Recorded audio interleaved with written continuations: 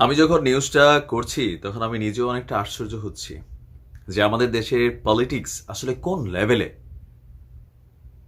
এই প্রথমবারের মতন সোহেল তাজ, আমি বাংলাদেশ আওয়ামী লীগের মধ্যে যে কয়েকজন মানুষকে খুব বেশি ফলো করি তার মধ্যে সোহেল তাজ ভাই অন্যতম। মনে হয় যে তার যে আইডলিজম, তার যে অ্যাক্টিভিটিস, যদি তাকেও এখন অনেকভাবে বিব্রত করার চেষ্টা চলছে, আমি সেটারও তীব্র নিন্দা জানাই।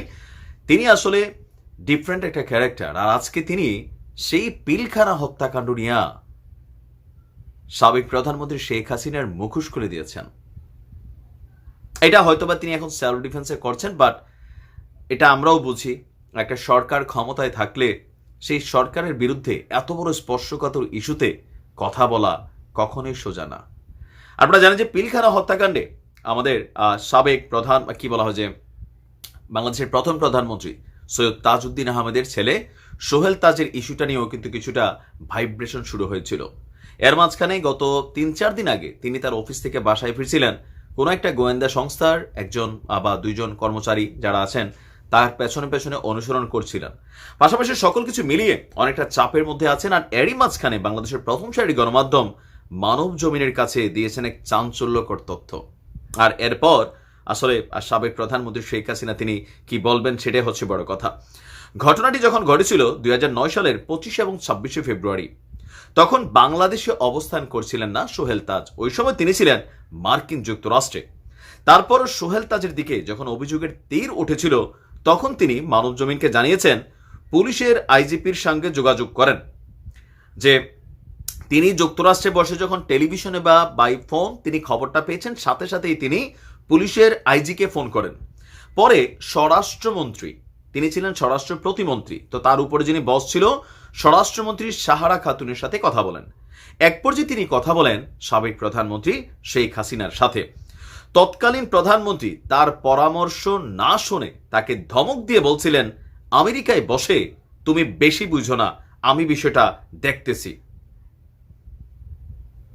এখন এই বিষয়গুলা কোথাও না কোথাও পিলখানা হত্যাকাণ্ড নিয়ে যেই রি-ইনভেস্টিগেশন হতে যাচ্ছে, কারা আসলে জড়িত, কি ঘটেছিল সেই দিন বিডিআরদের মধ্যে, কিভাবে ৫৭ জন সেনা অফিসার সহ তাদের পরিবার সহ আমাদের বাংলাদেশের এত একটা প্রাণ কেন্দ্রে বসে এতগুলা ঘটনা ঘটে গেল, কেন আওয়ামী লীগ সরকার তৎকালীন সময় সেনাবাহিনীকে সেখানে অভিযান করার জন্য সুযোগ দেয়নি, কেন মইনুদ্দিন ছিল, তারা কেন কোনো ধরনের ভূমিকা রাখেনি, সেনাবাহিনীর অনেক অফিসারকে বরখাস্ত করা হয়েছিল, এগুলো নিয়ে কিন্তু এখানে ইস্যুটা পেঁচাইছে।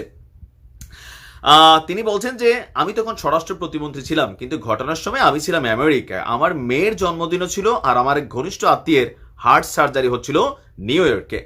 আমেরিকা এবং বাংলাদেশের মধ্যে সময় ছিল ব্যবধান 11 ঘন্টা। রাত 11:30টার দিকে আমার ওই আত্মীয় আমাকে কল করেন, সোহেল এখানে তো অনেক গোলাগুলি হচ্ছে। তখন আমি বলি গোলাগুলি মানে? তখন তিনি বলছিলেন গোলাগুলি মানে অনেক গোলাগুলি। তখন সঙ্গে সঙ্গে আমি ফোন দিলাম তৎকালীন আইজিপি নূর মোহাম্মদকে। ওনাকে বললাম, আইজি সাহেব পরিস্থিতি কি, কি হচ্ছে এখানে? তিনি বললেন গোলাগুলি হচ্ছে পিলখানায়। আমি বললাম গোলাগুলি হচ্ছে তো আপনারা কি করছেন?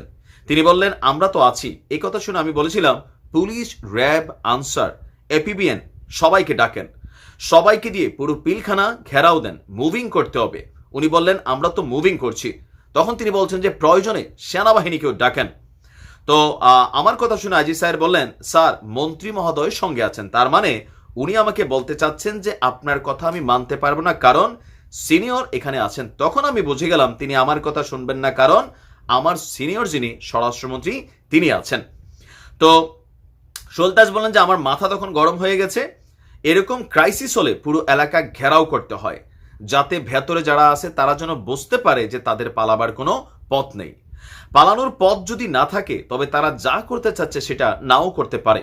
আইজির কথা শুনে আমি থেমে যাইনি, ফোন রেখে আমি স্বরাষ্ট্রমন্ত্রী সাহারা খাতুনকে আমি ফোন করলাম, ওনাকেও আমি একই কথা বললাম।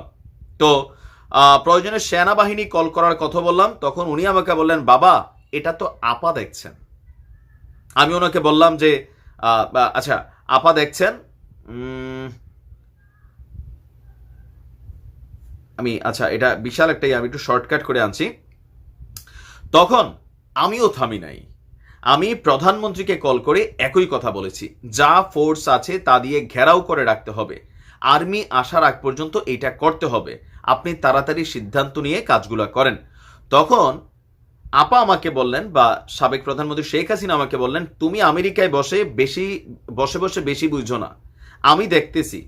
তখন আমার আর কিছুই করার ছিল না। তিনি বলেন, দেশে এসে আমি যা দেখলাম অবাক হয়েছি।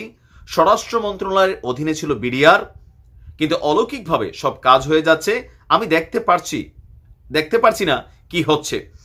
তো বলা হচ্ছে যে এই সকল কিছু দেখার পর এখন আমার কাছে তো ভাই কোনো প্রমাণ তো নাই, প্রতিমন্ত্রীর পদ থেকে পদত্যাগের এইটা একটা অন্যতম প্রধান কারণ ছিল। তাই বিডিআর বিদ্রোহের পরপরই আমি পদত্যাগ করেছি। তো এই ঘটনাটার নেপথ্যে কি ছিল? তিনি বলছেন যে আমি মন্ত্রী থাকাকালীন কোনো কিছু দেখিনি, কিছুই টের পেতাম না, কোথা দিয়ে কি চলে যাচ্ছে, কি হয়ে যাচ্ছে কিছুই জানতাম না। দায়িত্ব ছাড়ার পর কি বা দেখার আছে।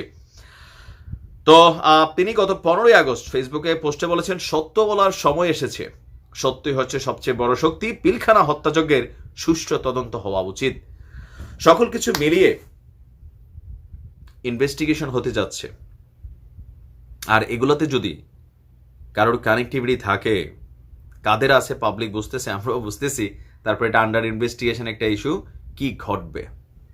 তবে আমরা মনে করি সোহেল তাজ ভাইয়ের নিরাপত্তা দেওয়া উচিত, কারণ তিনি যা বলেন সত্যিই বলেন, মোটামুটি তার কথায় মনে হয়, বা তার বিভিন্ন ভূমিকা ছাত্র আন্দোলন থেকে শুরু করে বিভিন্ন সময় আমরা দেখছি যে তিনি যতটুকু পারছেন। এখন দেখেন, আপনার কাছে মনে হচ্ছে ভাই এটা কেন হইল না, সেটা কেন তিনি করলেন না, তা আপনি কি করছেন?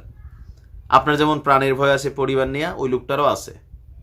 কারণ আমাদের বাংলাদেশের রাজনীতিতে একটা জিনিস আছে, আপনি যখন দলের বিরুদ্ধে কথা বলবেন, আপনি যখন সরকারের বিরুদ্ধে কথা বলবেন, আপনার ভাই পুঙ্গি বাজায় দিবে, আপনি দলের লোক না বাহিরের লোক, ডাজেন্ট ম্যাটার।